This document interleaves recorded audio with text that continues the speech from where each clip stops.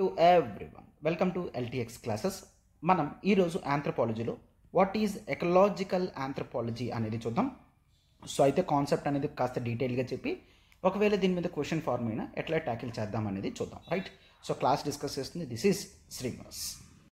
So ఈరోజు మనం previous year question deal చేసే ముందు టాపిక్లోకి వెళ్దాం. టాపిక్ మీద బ్రీఫ్ ఇంట్రడక్షన్ అనేది చూడమ్మా. ఆంథ్రోపాలజీలో వన్ ఆఫ్ ది థింగ్స్ ఏంటి అంటే ట్రైబల్ పీపుల్ యొక్క కల్చర్ని చూడడం అనేది జరుగుతుంది, అవునా? సో ట్రైబల్ పీపుల్ డిఫరెంట్ ఏరియాస్లో ఉండడం వలన వాళ్ళ కల్చర్స్ అనేవి డిఫరెన్సెస్ వస్తాయి, రైట్? అయితే ఆ కల్చర్స్ అనేవి ఎందుకు డిఫరెన్స్ వస్తున్నాయి అనేది చూసుకుంటే నెంబర్ ఆఫ్ ఆస్పెక్ట్స్ అనేవి రోల్ ప్లే చేస్తాయి. దాంట్లో వన్ ఆఫ్ ది ఇంపార్టెన్స్ ఏంటి అంటే that is of ecology. Tribal people ఏ ఏరియాస్లో ఉన్నారో దాన్ని బట్టి వాళ్ళ కల్చర్స్ అనేవి డిఫరెన్స్ అవుతాయి. ఫర్ ఎగ్జాంపుల్ వాళ్ళ యొక్క డైట్ ప్యాటర్న్ కానీ, వాళ్ళ యొక్క డ్రెస్ ప్యాటర్న్ కానీ, ఆర్ వాళ్ళ యొక్క లాంగ్వేజ్ కానీ, యూసేజ్ ఆఫ్ రిసోర్సెస్ కానీ, ఈ యొక్క ప్రతి స్టైల్ కూడా ఎకాలజీ మీద డిపెండ్ అయి ఉంటుంది. So ecology plays a crucial role in anthropology. Sir, ecology అంటే ఏంటి? ఎకాలజీ అంటే ఎన్విరాన్మెంటల్ కండిషన్స్ని మనం చూస్తామన్నమాట. అంటే ఇక్కడ ఎన్విరాన్మెంటల్ కండిషన్స్ ఏ విధంగా ఒక గ్రూప్ ఆఫ్ పీపుల్ యొక్క కల్చర్ని ఇన్ఫ్లుయెన్స్ చేస్తుందో మనం చూడడం జరుగుతుంది.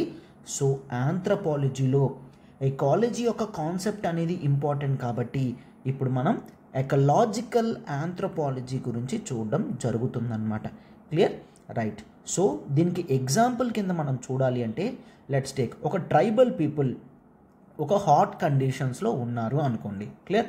సో హాట్ కండిషన్స్లో ఉంటే వాళ్ళ డైట్ ప్యాటర్న్స్ అనేవి ఎక్కువగా ఫ్యాట్ ఫుడ్ కాకుండా లైట్ హైడ్రేటింగ్ ఫుడ్ మాత్రమే ఎక్కువ ఉంటుందన్నమాట, అవునా? వాళ్ళ యొక్క డైట్ ప్యాటర్న్ ఎలా ఉంటుంది? హైడ్రేటింగ్ ఫుడ్ అనేది ఉంటుంది, ఎక్కువ వాటర్స్ అనేవి కన్జ్యూమ్ చేయడం అనేది జరుగుతుంది, అవునా? రైట్. అదే కొంతమంది tribal people, for example if you take Eskimos అనేవాళ్ళు నార్త్ పోలార్ దగ్గర పోల్ రీజియన్స్లోని కోల్డ్ కండిషన్స్లోని ఉంటారు, రైట్? అయితే వాళ్ళ ఫుడ్ అనేది ఏముంటుంది? పర్టికులర్గా ఫ్యాట్ ఫుడ్డే ఎక్కువ ఉంటుంది. ఎందుకు ఫ్యాట్ ఫుడ్ అంటే ఫ్యాట్ ఫుడ్ కరిగేటప్పుడు కొంత అమౌంట్ ఆఫ్ హీట్ అనేది బాడీలో జనరేట్ చేస్తుంది. ఆ బాడీలో హీట్ జనరేషన్ అనేది ఆ లోకల్ కండిషన్స్కి సూట్ అవుతుంది అండ్ బాడీ కాస్త వెచ్చగా వామ్గా ఉంటుందన్నమాట. మనం కూడా రెగ్యులర్గా హాట్ వెరైటీస్ కానీ ఫ్యాట్ ఫుడ్స్ అనేవి ఎక్కువ వింటర్ సీజన్లోనే తినాలని కోరుకుంటామన్నమాట. సో ఇక్కడ డైట్ అనేది ట్రైబల్ పీపుల్ మధ్యన or general group of people మధ్యలో డిఫరెన్స్ వస్తుంది. That is because of environmental conditions. అదే let's take pygmy tribal group or any African tribal group మనం తీసుకున్నాము అంటే వాళ్ళు లైట్ ఫుడ్స్ అనేవి తీసుకుంటారు, most of the times hydrating foods అనేవి తీసుకుంటారు. సో దాని వలన వాళ్ళ బాడీ అనేది కంటిన్యూస్గా వాటర్ కంటెంట్ కానీ, రిజువనేషన్ కానీ, సాల్ట్స్ కానీ బ్యాలెన్స్ చేస్తుంది. In the same way if you take dress pattern also, for example cold కండిషన్స్లో ఉన్నవాళ్ళు ఎక్కువగా థిక్ ఫర్ అంటే ఒక కోట్ లాంటిది, జాకెట్ లాంటివి ఉండేవి స్పెసిఫిక్గా వేసుకోవడం అనేది జరుగుతుంది. అప్పుడే ఆ కోల్డ్ కండిషన్స్ నుంచి తట్టుకోగలరు అనమాట. అదే వాళ్ళ యొక్క డ్రెస్ ప్యాటర్న్ అనేది హాట్, ఫర్ ఎగ్జాంపుల్ డెజర్ట్ ఏరియాస్లో కానీ హాట్ రీజన్స్లో ఉన్న ట్రైబల్ పీపుల్ చూసుకుంటే వాళ్ళ యొక్క డ్రెస్ ప్యాటర్న్ అనేది చాలా సింపుల్గా ప్లెయిన్గా ఉండడం అనేది జరుగుతుంది, అవునా? ఎస్. అండ్ వాళ్ళ యొక్క రిసోర్సెస్ కూడా ఫర్ ఎగ్జాంపుల్ ఎన్విరాన్మెంటల్ కండిషన్స్ అన్నీ కూడా ప్రొడక్టివ్గా ఉన్నాయి, నెంబర్ ఆఫ్ రిసోర్సెస్ అనేవి ఉన్నాయంటే ట్రైబల్ పీపుల్ సంతోషంగా అందరూ కలిసి ఉంటారు, హ్యాపీగా దాన్ని కన్జ్యూమ్ చేయడం జరుగుతుంది. ఎటువంటి క్లాషెస్ అనేవి ఇంటర్ ట్రైబల్ క్లాషెస్ కానీ ఇంట్రా ట్రైబల్ క్లాషెస్ అంటే గ్రూప్లో ఒకరికి కానీ ఒక గ్రూప్కి వేరే గ్రూప్కి తక్కువలు కానీ అట్లాగే ఏమీ కూడా రాకుండా ఉంటాయన్నమాట. సో ఈ క్లాషెస్ అనేవి కంట్రోల్ చేయాలన్నా ఏది అయినా ఈ రిసోర్సెస్ యూసేజ్ అనేది మోస్ట్ ఇంపార్టెంట్, అవునా? అది ఎలా జరుగుతుంది? ఎకలాజికల్ ప్రొడక్టివిటీ ద్వారా. ఫర్ ఎగ్జాంపుల్ 10 పీపుల్ మాత్రమే ఉన్నారు, ట్రైబల్ పీపుల్లో 10 పీపుల్ మాత్రమే ఉన్నారు. బట్ అక్కడ ఉన్న రిసోర్సెస్ అనేవి డైలీ 20 పీపుల్ యొక్క నీడ్స్ని సాటిస్ఫై చేయగలది. క్లియర్? అంటే ఎన్విరాన్మెంటల్ ప్రొడక్టివిటీ అనేది ఉంది. అలా కాకుండా 10 ట్రైబల్ గ్రూప్ మాత్రమే ఉన్నది, బట్ రిసోర్సెస్ మాత్రం 6 పీపుల్కో 7 పీపుల్కో మాత్రమే సరిపోతుంది. ఎకలాజికల్ ప్రొడక్టివిటీ లేదు అంటే క్లాషెస్ అనేవి వస్తాయి. అవునా? So resources plays a crucial role. అందుకనే వీటన్నిటిని ఒక హొరైజన్ ఇంపార్టెంట్ థింగ్గా తీసుకొని ఎకలాజికల్ ఆంథ్రోపాలజీ అనేది one of the important topics కింద యూపీఎస్సి మనకి ఆంథ్రోపాలజీ ఆప్షనల్ పేపర్లో పెట్టడం అనేది జరిగింది. రైట్? ఎస్. అయితే దీని మీద క్వశ్చన్ అనేది చాలా డైరెక్ట్గా వస్తుందన్నమాట. సో 2014లో వాట్ ఈజ్ ఎకలాజికల్ ఆంథ్రోపాలజీ అని ఒక 10 మార్క్స్ క్వశ్చన్ అనేది అడగడం జరిగింది. సో ఆ క్వశ్చన్ని మనం ఇప్పుడు నీట్గా ఆన్సర్ అనేది రాద్దాం. చూడండి అమ్మా, ఒకసారి చూడమ్మా. ఒకవేళ మీరు ఆంథ్రోపాలజీ ఆప్షనల్ అనేది తీసుకోవాలనుకుంటే కొత్త బ్యాచ్ అనేది 22 జనవరి నుంచి స్టార్ట్ అవుతుంది. సో ఎక్కువ టైం అనేది లేదు. సో మీరు ఇమీడియట్గా ఈ నెంబర్కి మీరు కాల్ చేయగలరు. అయితే మన స్పెషాలిటీ ఏంటంటే కంటెంట్ అంతా కూడా క్యూరేటెడ్ కంటెంట్ ఉంటుంది. ఎగ్జామినేషన్కి ఎంతైతే కావాలో అదంతా కూడా మనం డిస్కస్ చేస్తాము. అండ్ కంప్లీట్ నోట్స్ అనేది ప్రొవైడ్ చేయడం జరుగుతుందమ్మా. స్పెషాలిటీ ఏంటంటే 90% ఆఫ్ క్వశ్చన్స్ అనేవి మన క్లాస్ నుంచి వస్తాయి కన్ఫామ్గా. And live plus recording classes అనేవి మీకు యాక్సెసిబుల్గా ఉండడం వలన టాపిక్స్ ఒకవేళ ఫ్యూచర్లో డౌట్ ఉన్నా మీకు చూడడానికి స్కోప్ అనేది ఉంటుంది. So complete live plus recording classes lifetime వ్యాలిడిటీతో 30,000 కోర్స్ ఫీజు అనేది కేవలం 22,500గా వస్తుందమ్మా. క్లియర్? సో మీకు లైఫ్ టైం వ్యాలిడిటీ కోర్స్ వస్తుంది. ఒకవేళ చూడండి, మీకు ఏ డౌట్ ఉన్నా ఒకవేళ మీరు నాతో మాట్లాడాలనుకున్నా ఈ నెంబర్కి మీరు కాల్ చేయగలరు. This is 7893899553. So simple question. This is a direct question. 2014 10 marks ecological anthropology అని ఇచ్చేసాడు అంతే. సో ఇంట్రడక్షన్ అనేది చూడమ్మా. ఎకలాజికల్ ఆంథ్రోపాలజీ అనేది ఆంథ్రోపాలజీలో ఒక సబ్ ఫీల్డ్ అని నేను ఇక్కడ చూపిస్తున్నాను. అయితే this focuses on relationship between humans and their environment. And తర్వాత చూడండి, it seeks to understand how human societies interact with and adapt to their ecological surroundings. అంటే ట్రైబల్ పీపుల్ ఏ విధంగా ఆ పర్టిక్యులర్ ఎన్విరాన్మెంట్లో ఉంటున్నారా అంటే అర్థం ఏంటి? ఆ క్లైమేటిక్ కండిషన్స్కి అడాప్ట్ చేసుకుంటున్నారు. అంటే సేమ్ ట్రైబల్ గ్రూపే ఒక దగ్గర హాట్ కండిషన్లో ఉంటున్నారు, ట్రైబల్ పీపులే ఒక దగ్గర కోల్డ్ కండిషన్స్లో ఉంటున్నారు. అంటే ఆ ఏరియాస్ని వాళ్ళు అడాప్ట్ చేసుకోగలుగుతున్నారు అని మనం చూస్తామన్నమాట. క్లియర్? అండ్ ఇట్లా అడాప్ట్ చేసుకున్న తర్వాత వాళ్ళ యొక్క కల్చర్స్ కానీ ఆర్గనైజేషన్స్ కానీ బిహేవియర్స్ కానీ ఏ విధంగా చేంజ్ అవుతుందో మనం చూస్తాం. సార్, హ్యూమన్ బిహేవియర్ ఏ విధంగా చేంజ్ అవుతుంది? కోల్డ్ కండిషన్స్లో ఉన్నవాళ్ళు జనరల్గా పేషెన్స్తో ఉంటారు. హాట్ కండిషన్స్లో ఉండేవాళ్ళు బాడీ చిరాగ్గా ఉంటుంది కాబట్టి చాలా కాస్త ఎక్కువగా కోపంగా ఉండడం అనేది జరుగుతుంది. బిహేవియర్స్ అనేవి దీన్ని బట్టి కంపల్సరీగా చేంజెస్ అనేవి వస్తాయన్నమాట. సో అందుకనే ఈవెన్ హ్యూమన్ బిహేవియర్ కూడా కొంతవరకు ఎకలాజికల్ ఆంథ్రోపాలజీతో లింక్ అయి ఉంటుంది. అంటే ఒక వ్యక్తి ఉన్న ఎకలాజికల్ సినేరియో బట్టి తన యొక్క బిహేవియర్ చేంజ్ అవుతుంది అని చెప్తున్నారనమాట. క్లియర్? రైట్. అయితే ఎకలాజికల్ ఆంథ్రోపాలజీ అనేది it has to look in to insights from, అంటే తన యొక్క స్టడీ అనేది ఆంథ్రోపాలజీ మీద ఉంటుంది, ఎకాలజీ మీద ఉంటుంది, అండ్ మరికొన్ని అదర్ డిసిప్లిన్స్ కూడా ఉంటాయన్నమాట. సో దీంట్లో complex interactions between human and తన చుట్టూ ఉన్న ఈకో సిస్టమ్స్కి ఏ విధంగా జరుగుతుందనేది ఎకలాజికల్ ఆంథ్రోపాలజీ చూస్తుంది అని చెప్తాం. సో అయితే కొన్ని కీ కాన్సెప్ట్స్ అనేవి దీంట్లో ఉన్నాయన్నమాట. ప్రతి క్వశ్చన్ కూడా మనం కేవలం సిగ్నిఫికెన్స్, అడ్వాంటేజెస్, డిసడ్వాంటేజెస్ మాత్రమే కాకుండా కొన్ని కీ కాన్సెప్ట్స్ కూడా రాయొచ్చు అనమాట. ఎందుకంటే this is simple 10 marks question. వాడు క్లియర్గా write about significance of ecological anthropology అనలేదు, సింప్లీ ఎకలాజికల్ ఆంథ్రోపాలజీ అన్నాడు. సో కొన్ని కాన్సెప్ట్స్ పెట్టి కూడా మనం 150 వర్డ్స్ అనేవి రాయొచ్చు అనమాట. సో అయితే ఇప్పుడు ఎకలాజికల్ ఆంథ్రోపాలజీ అంటే ఏంటో చూడండమ్మా. That is the human environment interaction. Human environment interaction అంటే ఏంటి?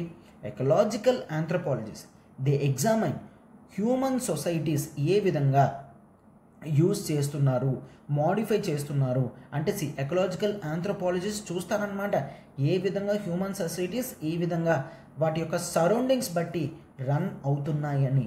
It is simply looking after the interaction between human and environment. దానివల్ల వచ్చే కల్చరల్ బిలీఫ్స్ కానీ, ప్రాక్టీసెస్ కానీ, ఈ ఎకనామిక్ సిస్టమ్ ఇన్ఫ్లుయెన్స్ రిసోర్సెస్ కానీ, ల్యాండ్ మేనేజ్మెంట్ కానీ, ఎన్విరాన్మెంటల్ డెసిషన్ మేకింగ్ కానీ, ఇట్లా ప్రతిదీ కూడా చూస్తామన్నమాట. ఇదొక కాన్సెప్ట్. అండ్ మరొక కాన్సెప్ట్ ఏంటి, this is the ethno ecology.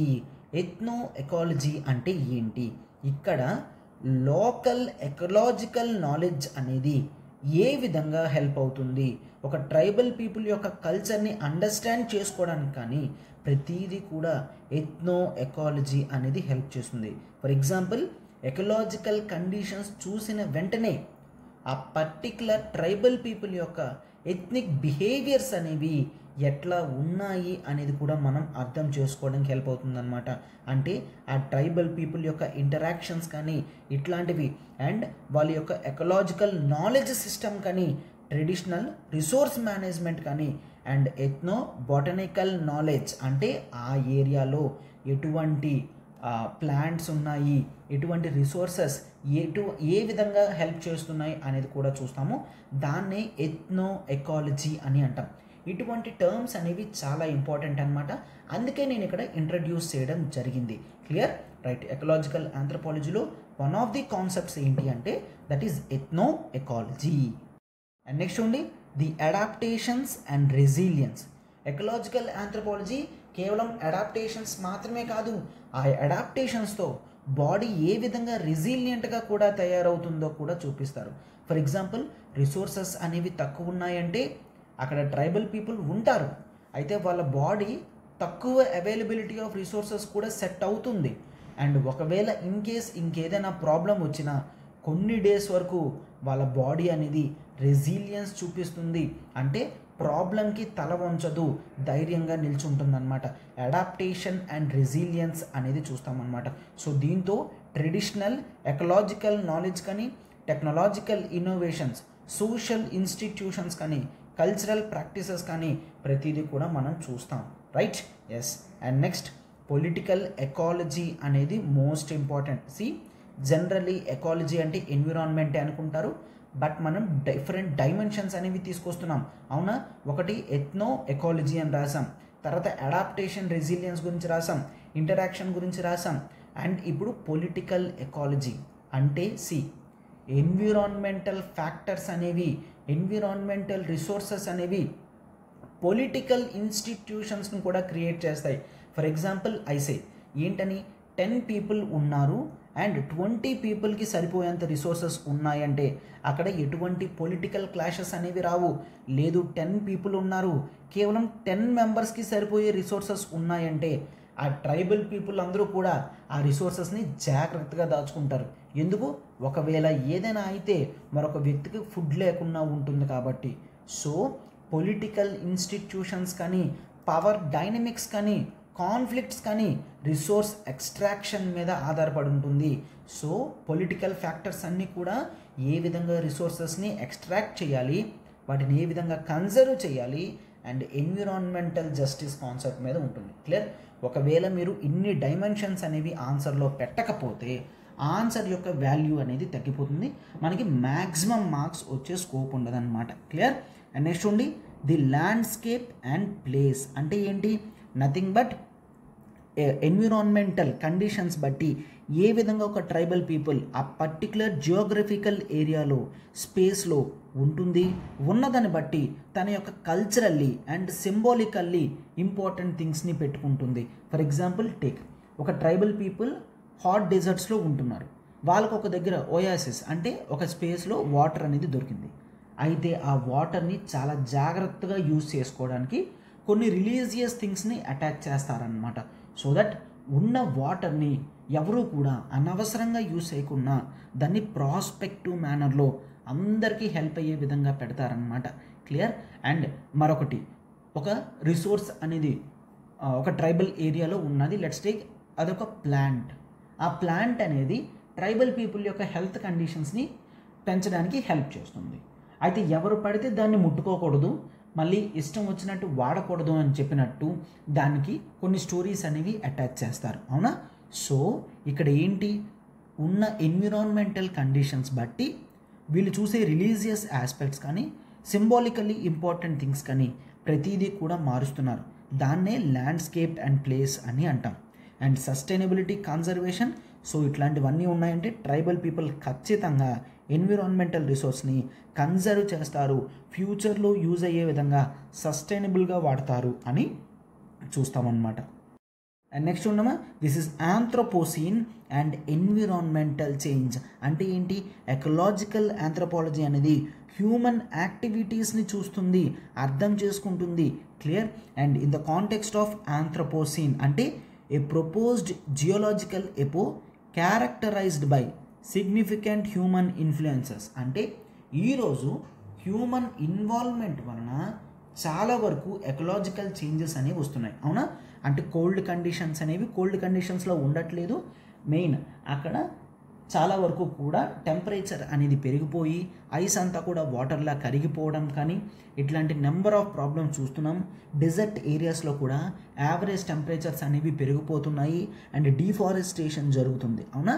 అంటే ఎప్పుడైతే ఆంథ్రోపోసీన్ అంటే హ్యూమన్ ఇన్ఫ్లుయెన్స్ ఉన్న ఎరా అన్నమాట, క్లియర్. జాగ్రఫీలో చదువుతాం కదమ్మా, ఎపో అని, ఎరా అని ఇట్లాగా. సో ఈ జియోలాజికల్ ఎపో నేమ్ పెట్టారు ఆంథ్రోపోసీన్. ఆంథ్రోపో అంటే హ్యూమన్ యొక్క ఇన్ఫ్లుయెన్స్తో ఇదంతా కూడా జరుగుతుందన్నమాట, clear. So significant human influence on earth's ecosystem అని చూస్తాం. సో రీసెర్చర్స్ వాళ్ళందరూ కూడా the examine the social, the cultural and the ecological consequences of phenomena అని చూస్తాం. లైక్ క్లైమేట్ చేంజ్ కానీ, డిఫారెస్టేషన్ కానీ, పొల్యూషన్ కానీ, బయోడైవర్సిటీ లాస్, ఇట్లా ప్రతిదీ కూడా చూడడం జరుగుతుంది. అంటే కేవలం హ్యూమన్ ఇన్వాల్వ్ అయిన తర్వాత ట్రైబల్ పీపుల్ యొక్క కల్చరల్ చేంజెస్ అనేవి చేంజ్ అయ్యే ఛాన్సెస్ ఉంటాయి. అవి ఎందుకు చేంజ్ అవుతున్నాయంటే ఈ ఎన్విరాన్మెంటల్ డ్యామేజ్ వలన వాళ్ళ కల్చరల్ థింగ్స్ అనేవి చేంజ్ అయ్యే ఛాన్సెస్ ఉన్నాయి అని కూడా రాస్తాం. అండ్ నెక్స్ట్ ఉన్నామా, broad range of research methods అనేవి ఇంపార్టెంట్. లైక్ పార్టిసిపెంట్ అబ్జర్వేషన్ కానీ, ఇంటర్వ్యూస్ కానీ, సర్వేస్ కానీ, ఆర్కైవల్ రీసెర్చ్ కానీ, remote sensing, ecological data analysis, ఇట్లాంటివన్నీ కూడా ఎకలాజికల్ ఆంథ్రోపాలజీలో చూస్తాము అని చెప్తున్నారనమాట.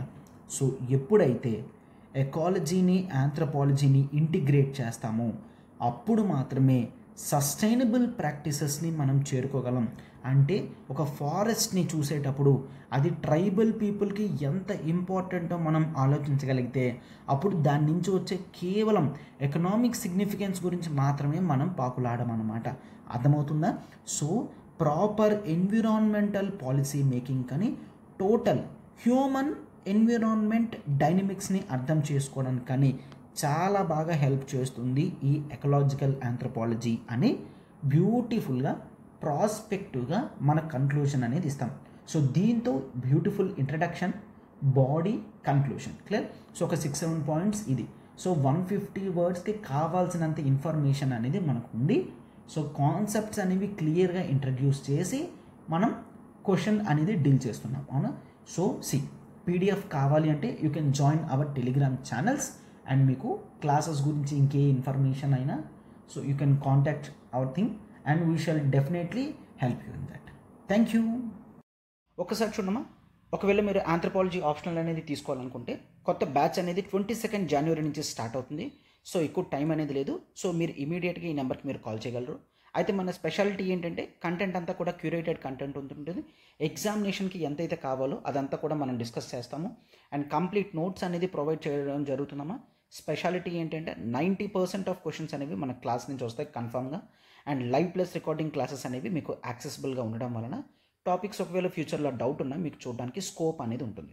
So complete live plus recording classes lifetime వ్యాలిడిటీతో 30,000 కోర్స్ ఫీజు అనేది కేవలం 22,500గా వస్తుందమ్మా, క్లియర్. సో మీకు లైఫ్ టైం వ్యాలిడిటీ కోర్స్ వస్తుంది. ఒకవేళ చూడండి మీకు ఏ డౌట్ ఉన్నా ఒకవేళ మీరు నాతో మాట్లాడాలనుకున్నా ఈ నెంబర్కి మీరు కాల్ చేయగలరు. This is 78938995553.